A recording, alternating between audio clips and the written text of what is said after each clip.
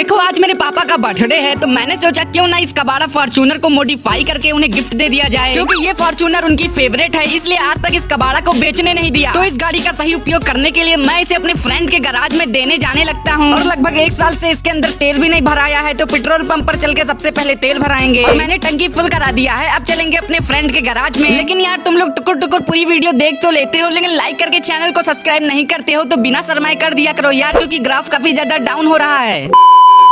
और मैंने अपने दोस्त के गैराज में गाड़ी खड़ा कर दिया है और उसने मेरे को 2 दिन बाद बुलाया है। और आज 2 दिन तो बीत गए, चलो अपनी फॉर्च्यूनर देखो। भाई साहब क्या फॉर्च्यूनर है यार। और भाई इसने तो RGB की कोटिंग की है, मतलब पैसा वसूल काम किया है। बाकी मेरे पापा खुश होंगे कि नहीं कमेंट करके